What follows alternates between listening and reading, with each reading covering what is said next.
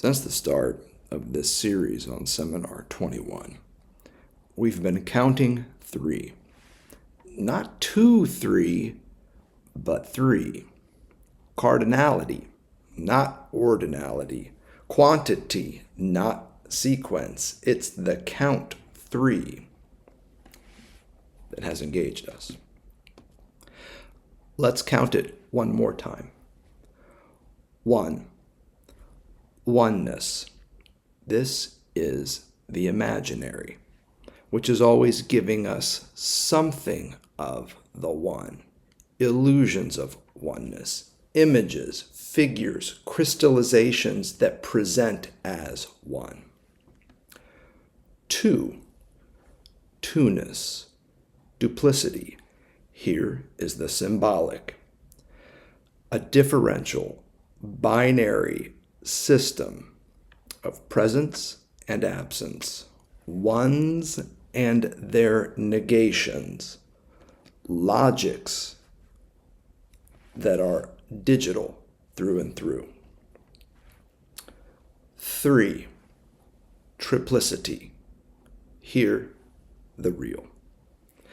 The real as these logics in the symbolic themselves, written logics of the two that count as thirds themselves. Turds as well, if you've got ears to hear. Don't forget, there is no more meaningless written symbol than that of feces. Let's see if we can recall how all of this hangs together in our final lecture of this series. In order for any image of oneness, something of the one, to hold, two-ness must be repressed.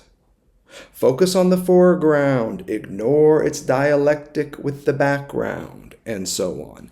This is how we pick the pen out from our field of vision.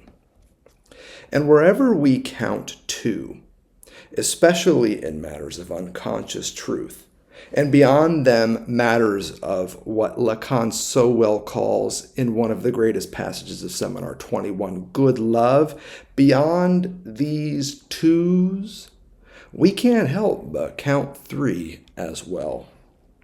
You see, there's one, there's the other, and then there's something in between them. A something which really only amounts to an elsewhere whose boundaries, limits, and edges we can trace with the one and the other. Neither in nor of the one, however, and neither in nor of the other, but somewhere else entirely. This is where we count 3. In a gap, a hole, a void whose edges, once more, the one and the other that give us 2 establish. And let me remind you again, a gap, a hole, or a void whose edges these 2 rely upon in order to appear distinct. Distinct as a one irreducible to the other, and an other irreducible to the one. We require a third in between. A field that Charles Sanders Peirce seems to have well understood as thirdness. In Seminar 21, the central example of this two-ness founded on triplicity is the unconscious. Unconscious knowledge is always irremediably divided between the parts of unconscious truth that can be said and thus known, and the parts of unconscious truth that cannot be said and thus remain unknowable. Between these 2 parts of unconscious truth, there is a non-rapport, the warp and woof of which is at root sexual. Sexual because prohibited, not just by castrative logics, but also, and this is the crucial turn in Seminar 21 if you ask me, prohibited by the basic structural effect of castrative logics themselves, namely meaning.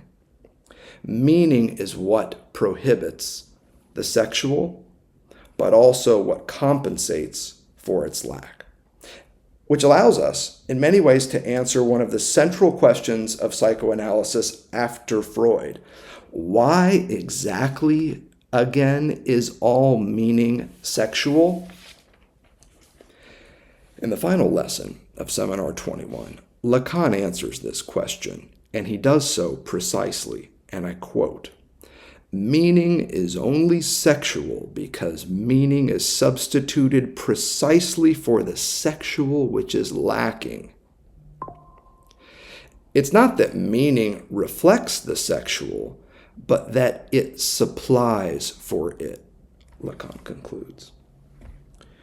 So, behind every meaningful life, with self and other alike, we find a bifurcated field of unconscious knowledge, most of which we are powerless to capture in words, aka meaning. And perforating unconscious knowledge throughout, pocking its field from end to end, is a network of impossibilities that we can call sexual, the function of which is to position us, indeed to place us, on the edge of that real which is always elsewhere.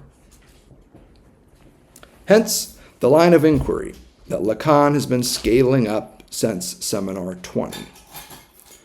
Narcissistic love, in all its illusory claims of oneness, gives us a point of access to unconscious truth as a bifurcated field of two-ness, where we are always more than one, and thus neither singular nor consistent, but instead multiple and divided.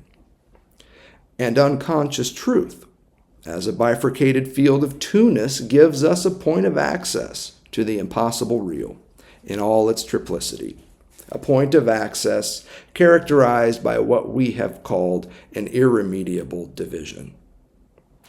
Again, let me sum this up for us.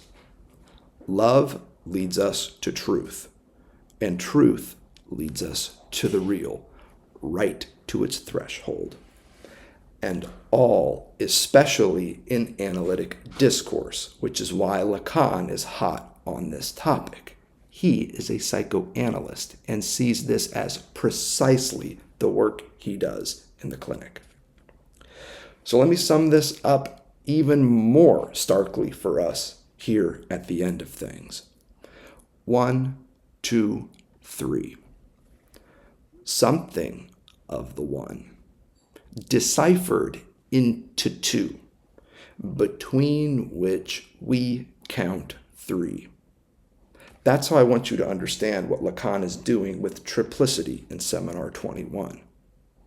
There is something of the one, which is deciphered into two, between which we count 3.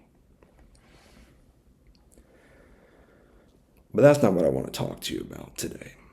As always, what I want to talk about in these matters is love. You see, when I tell you I love you, it's because there is no sexual relationship. Whether my love is a denial or an embrace of this fact of human togetherness, that there is no such thing as a sexual relationship, everything turns on this question. Narcissistic love is premised on a denial of the fact that there's no such thing as a sexual relationship. Good love, however, as two half sayings which do not overlap, is premised on the embrace of this fact. When Lacan tells us in Seminar 21 that the fundamental discovery of psychoanalysis is the truth of our love for knowledge, I think he's got both forms of love in mind. Narcissistic love, but also the good alternative.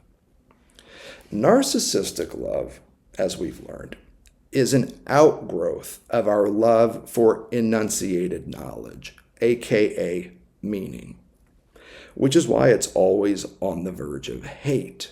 Don't forget this, because it has confused enunciated, enciphered, fixed, and complete knowledge of what one's partner will do with love for them. Hence, once more, its affinity with phallic enjoyment. In narcissistic love, our partners are always reduced to their parts we hope will allow us to feel whole. How else do you read Lacan's famous formula for fantasy that shows a slashed S lozenge next to a little italicized A and all in parens? That little A is a partner reduced to parts that the barred subject thinks will allow them to be anything but barred. Which is why I've always told you that narcissistic love is not just imaginary, but also, more precisely, phantasmatic.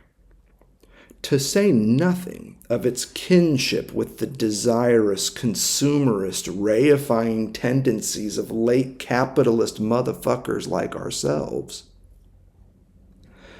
If the enjoyment sustained by narcissistic love is phallic, the discourse it supports is capitalist.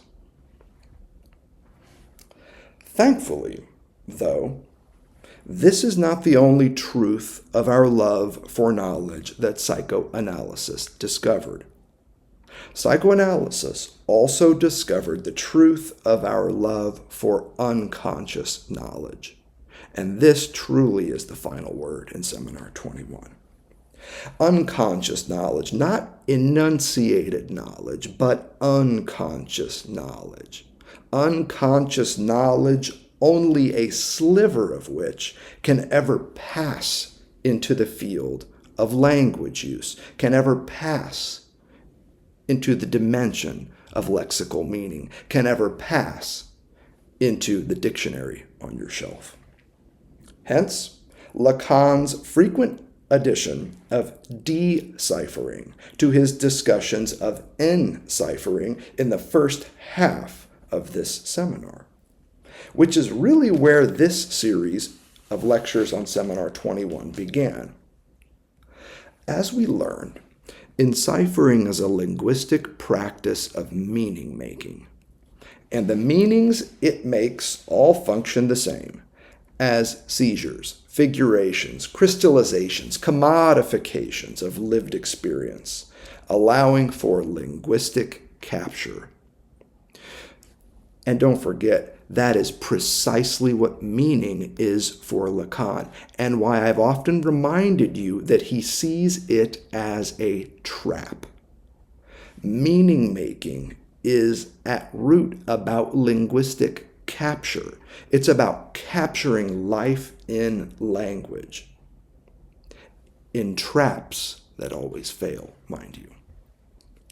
What do you call the pinnacle of these linguistic captures that always fail? We call it consciousness. But when it comes to deciphering, things are a little different. Deciphering is not linguistic, it's la-la-long-tastic, man. It's a la-la-long-tastic practice, the function of which is to unmake meaning. What enciphering composes, deciphering decomposes. It's about diffusion, dissolution, disfiguration, disintegration of lexical meaning, a disintegration of enunciated knowledge. Confusion not crystallization. This is what deciphering yields for Lacan. So much the worse for that vaunted consciousness of ours, which is precisely the point, right? If the linguistic work of enciphering serves to prop up figments and fantasies of consciousness, the long-tastic work of deciphering shows us what the unconscious makes of all these figments and fantasies. Where apparently settled meaning was, wildly unsettling knowledge flourishes. What is it, my friends, to love this knowledge? What is it to love unconscious knowledge? And not mine, but your own.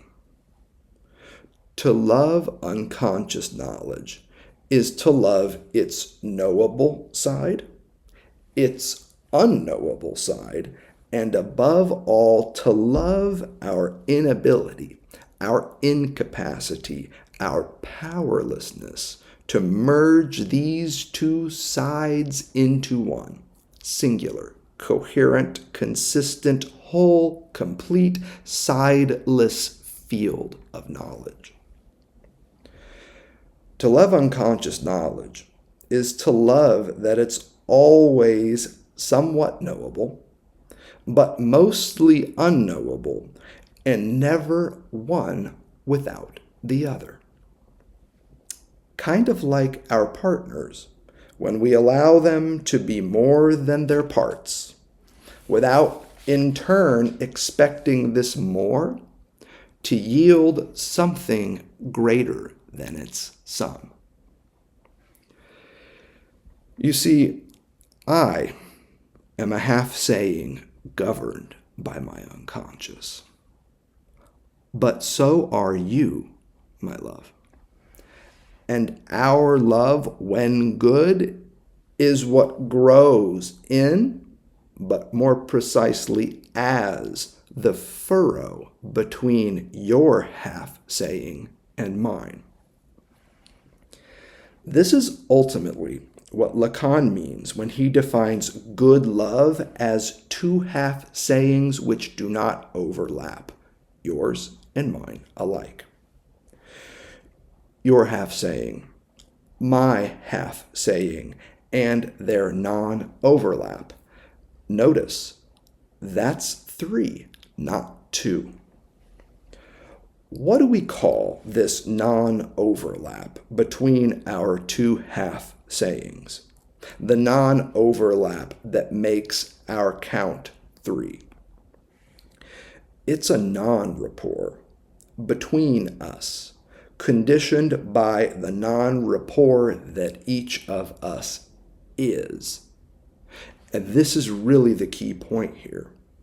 The furrow between my half-saying and yours is conditioned by the furrow that I am, and you as well. I think this part is crucial in all of this, and it goes a long way toward explaining what Lacan means in one of the core passages at the heart of Seminar 21, when he says that love is akin to truth because it starts from a cut.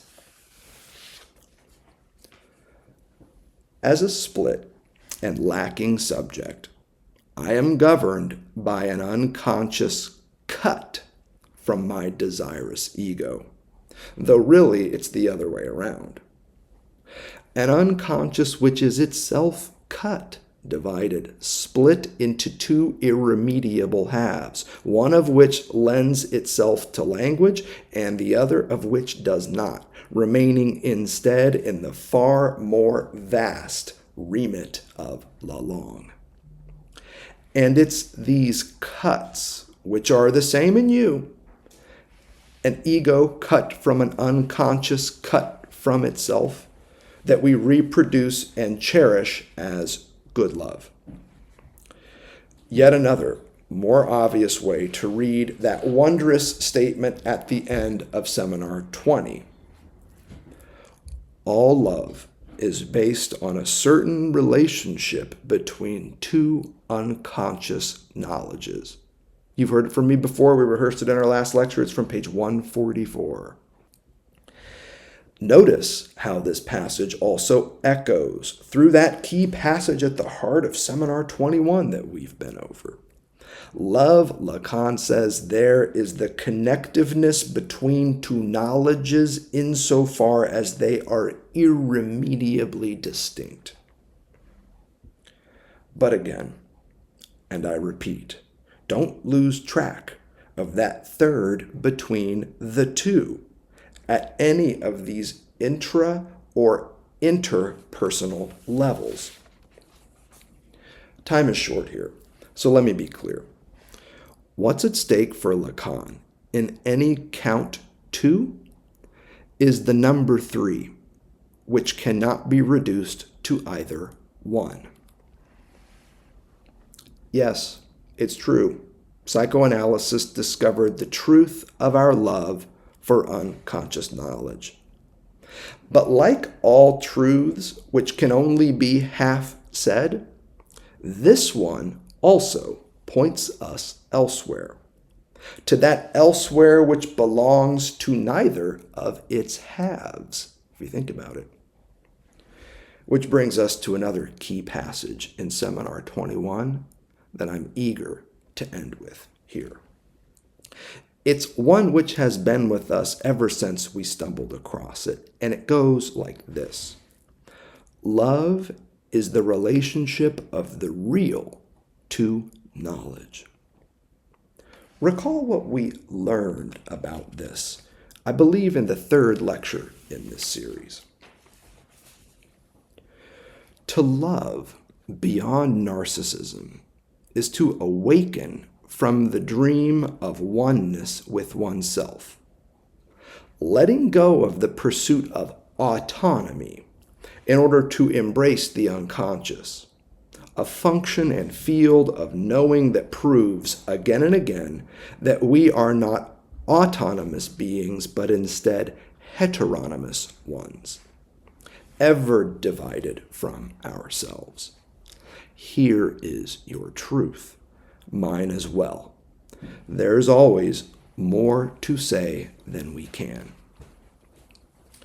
But that's only half the story here, because to love beyond narcissism is also to awaken from the dream of oneness with others, foregoing the fantastical promise of a sexual relationship for an appreciation, hell, even a love, of the non-rapport between us, even and especially when it's love that we feel for each other. Here, if you ask me, is our point of access to the real, an irremediable division, distinction, or gap between us that ensures your half saying and mine do not overlap. Let's be categorical as ever here. Where our sayings, and by extension ourselves, do not overlap, we touch upon the real. Or, put a bit better if you ask me, our truth, which is fundamentally the truth of castration, touches on the real, because it ensures that our sayings and selves alike remain ever incomplete and non-overlapping. And don't forget, in the midst of all of this, my brothers and sisters, there is enjoyment to be had here. Enjoyment beyond that which comes with narcissistic love. Indeed, there is more to enjoy than the phallus. When we love unconscious knowledge as it touches on the impossible real, not all of our enjoyment need be phallic. Some of it, yes, that's inevitable for speaking beings like you and me, but not all of it. Again, let me be clear. Some, but not all, of our jouissance need be phallic. Now, if you tuned in to our series on Seminar 20 and after it our series on television, you know where I'm going with this. You know what's at stake here. I'm talking about an other enjoyment, that of the other sex, that of the other sexed feminine. And Lacan seems to have this in mind in the final flourishes of Seminar 21. So perhaps we should as well. I read from page 252 of this wild English translation. Not all. What does that mean? The least that can be said is that there are two of them. It is in the measure where, at the level where there is articulated this not all, there is not just one enjoyment. Here do not go too quickly. Here do not go too quickly, and do not start supposing that what I am distinguishing is something or other like that which sexually would correspond to this so-called division of enjoyment called clitoral from an enjoyment called vaginal. That is not what is at stake. What I am talking about is this distinction that must be made between phallic enjoyment insofar as in the speaking being it predominates, and that it is from there that there has been stolen the whole function of significance.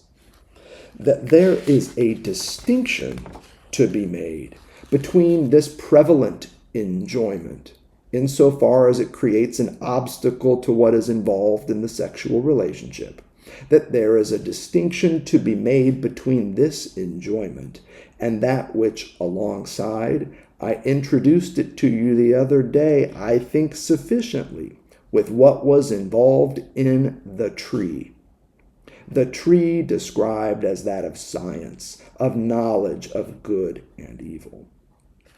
There is the fact that undoubtedly the animal is distinguished by subsisting not simply in a body, but that this body as such is only identified, only has identity, not as has been seen from all time traditionally, of thought, of this something or other which by the fact that it thinks would make it be, but from the fact that it enjoys itself. I mean that there is not only this apperception, apprehension, sensation, pressure, touch, sight, or any other mode of appropriation through the senses.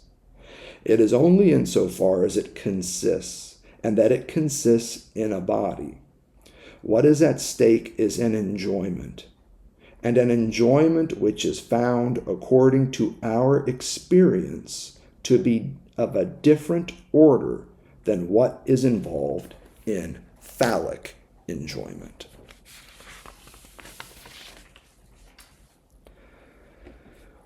What then is this different order of enjoyment beyond the one we call phallic, and which Lacan further describes, quite brilliantly I would add, as semiotic in the final flourishes of Seminar 21. Phallic enjoyment, he says, is semiotic enjoyment. I think this different order of enjoyment beyond the one we call phallic and now semiotic, to clarify, I think it's the part of feminine enjoyment that never shows up in the social semiotic field characterized by the phallic function, except in moments of mystical testimony, maybe even saintly laughter, in those true sayings we've discussed, true sayings which always say the same thing. Namely, there's more to my jouissance than can be said. And I'm powerless to say anything more about it. All I can say is that I experience enjoyment beyond the phallic function, beyond my ability to say, beyond my ability to mean. And this saying, the one you're hearing right now, this ain't it. Even though the lived, embodied, corporal event of its enunciation comes pretty damn close. The saying is much more than the said. But we've been over all of this before, right? Ever since our series on Seminar 19B or worse, and numerous times. So I'll keep this brief and oriented towards what I think is new here in the final chapters of Seminar 21. For speaking beings, ever in a state of semiotic co-vibrating, as Lacan so well puts it here, for these speaking beings in a state of semiotic co-vibrating, phallic enjoyment is necessary. It must be, and because always mediated through language, it must also fail. The oneness, completion, autonomy, and consistency phallic enjoyment promises never quite arrives, if only because that damn bouncer at the door named language, you might think. You see, no matter how many partners we reduce to parts we think will make us feel whole, we just keep coming up short, just shy and often a lot shy of the oneness with ourselves that phallic enjoyment promises, to say nothing of the oneness with others that we never stop talking about in one Hallmark card after another. If phallic enjoyment is necessary enjoyment, I would say that the other order of enjoyment we're considering here, the one that Lacan highlights at the end of Seminar 21, it is impossible enjoyment. Phallic enjoyment is necessary. This other enjoyment in question is impossible. Not impossible to experience, but impossible to describe. Impossible to capture in language, impossible to integrate into the semiotic field known as enunciated knowledge, aka language, aka meaning. Which is why Lacan, I think, recalls that damn tree again. You know, the one from the book of Genesis, the so-called tree of good and evil, that forbidden tree which Milton makes such good use of in Paradise Lost, figuring it for us as the tree of prohibition even. Does this tree enjoy? Lacan repeatedly asks this question, and he repeatedly gives the same answer. It is impossible to know whether the tree enjoys. Relative to the field of enunciated knowledge, aka language, and all of its vaunted meanings, the tree's enjoyment, or lack thereof, is impossible to determine. So it's not feminine enjoyment that Lacan's queuing up at the end of Seminar 21, but specifically the part of feminine enjoyment which, relative to the phallic function, can only be understood as impossible, which is to say, not understood at all. It's her jouissance, not her jouis presence. If you recall what we did in Seminar 19B series, that's what Lacan has in mind here, the jouissance in feminine enjoyment. Which brings us to what's new here, at least on my reading, in the final pages of Seminar 21. If phallic enjoyment is semiotic, impossible enjoyment is sensory. So much so that Lacan now calls it corporal enjoyment. Or at least he flirts with this characterization. I wouldn't put much stock in it at this point. Notice how he integrates this, or at least tries to integrate this, into his broader theory of feminine enjoyment in the final lesson of Seminar 21.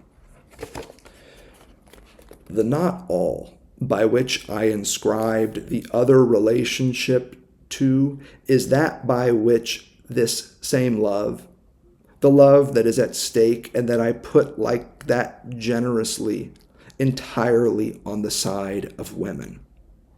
We must all the same put, as I might say, a brake on it. I mean by that it is not all she loves. There remains a bit for herself, for her corporal enjoyment. This is what is meant by the not allness. A bit for herself, for her corporal enjoyment, crucial.